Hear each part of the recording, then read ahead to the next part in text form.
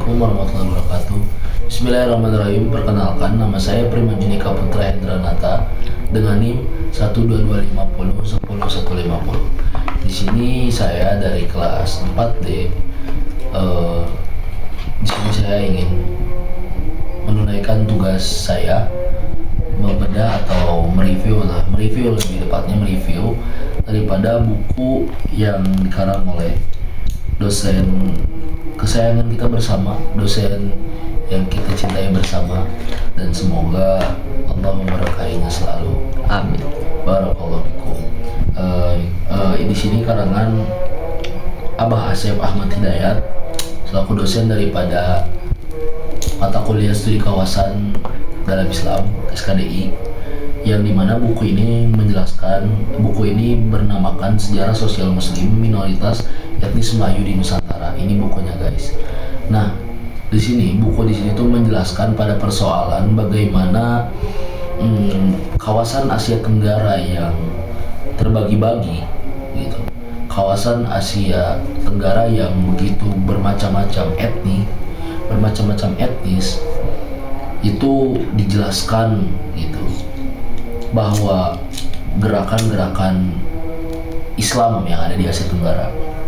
Dan yang paling menarik di sini ada, menurut aku, yang pada akhirnya membuat aku lebih berkembang ketika membaca buku ini. Karena apa? Yaitu tadi membicarakan persoalan bagaimana pada saat keadaan Islam itu di Asia Tenggara, di daerah-daerah yang memang bisa dikatakan minoritas. Seperti yang menurut aku unik itu ada di gerakan Islam Filipina, yaitu Islam tentang gerakan Moro Filipina. Dan aku mulai tergerak kembali ketika kemarin itu ditugaskan oleh Bung Riki di mata kuliah Sejarah Peradaban Islam.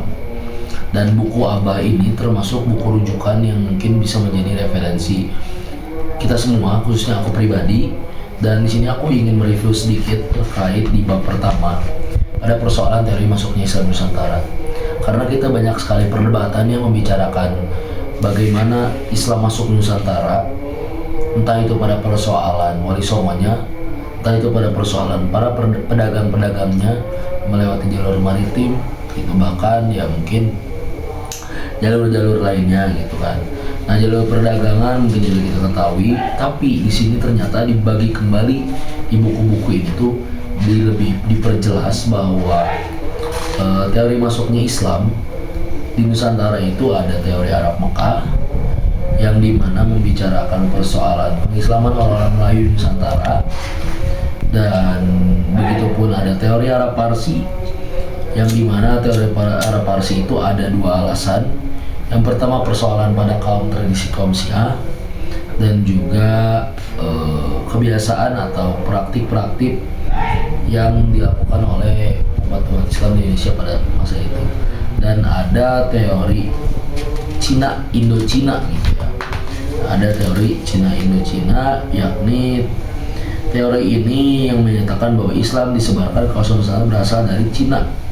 Dan teori ini didukung oleh Syekh Nugib Al-Atos Fatimi Slamet Mulyana. Nah, termasuk daripada penulis buku ini, Abah, bahwa beliau mengatakan bahwa Islam masuk ke Nusantara, di Nusantara itu teori Cina-Indo-Cina yang menekankan lebih tepatnya. Dan di buku ini menurut saya sangat kompleks dan sangat relevan untuk dibaca, dan mungkin bisa dikatakan neverless ending.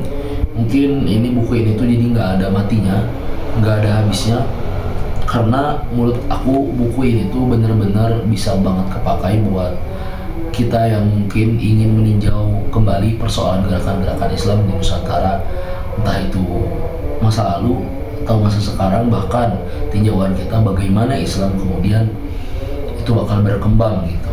Terkhusus daripada apa yang diutamakan atau dikhususkan dalam buku ini persoalan sejarah sosial muslimnya gitu, minoritas etnis Melayu di Nusantara. Maksud dari pada ini, sepemahaman aku, ya buku ini menjelaskan bagaimana kita melihat sejarah gerakan, sejarah, konstruk sosial, bahkan kultur dan budaya yang budaya Islam pada masa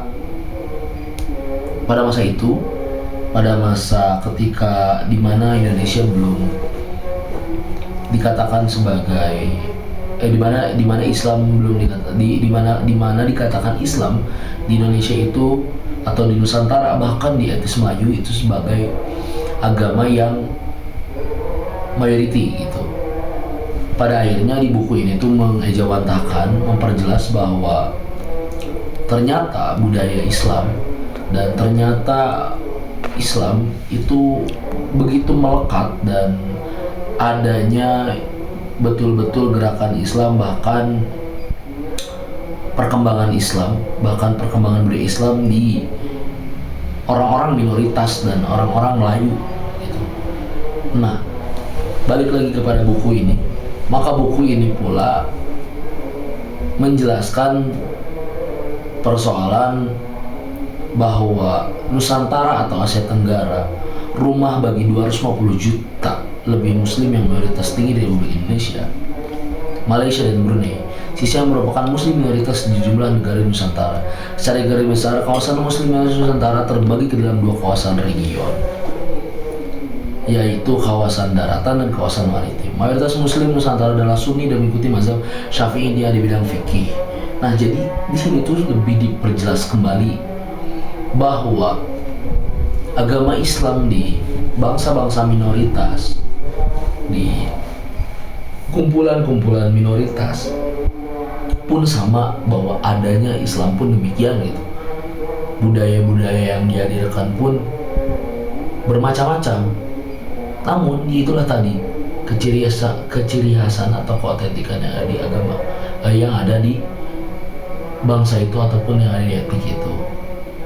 Nah, sampai mungkin bahkan saya pun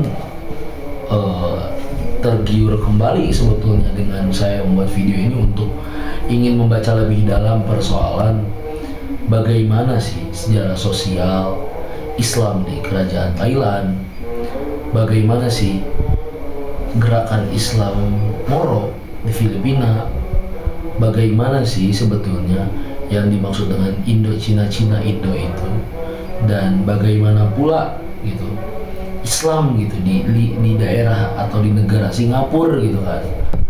Maka kesimpulannya, dari hasil review beberapa pemahaman saya terkait yang belum saya tamatkan buku ini dari bab 1 terkhusus, maka hasil dari pemahaman buku saya ini yang mungkin saya melengkap gitu ya, saya pun belum begitu. Saya tipikal orang yang mungkin membaca buku itu dari bab per bab itu harus diulang-ulang karena demi pemahaman tadi untuk menjelaskannya. Maka itu tadi hasil beberapa pemahaman, analisa kecil terkait apa yang sudah saya baca di buku ini. Terkait bab pertama tadi, mungkin saya mereview kembali seperti itu sesederhana mungkin, dan mungkin itu tadi gerakan Islam Moro yang mungkin saya ingin baca kembali, yaitu gerakan di Filipina.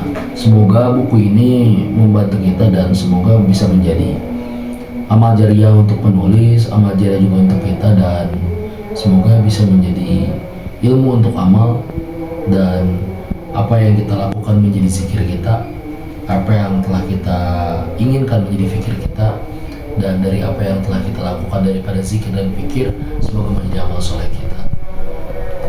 Kurang lebih mohon maaf. Wallahul muwaffiq ila aqwamit thoriq. Allahumma shalli fisabilillah. Wallahul muwaffiq ila aqwamit thoriq. Wassalamualaikum warahmatullahi wabarakatuh. Terima kasih.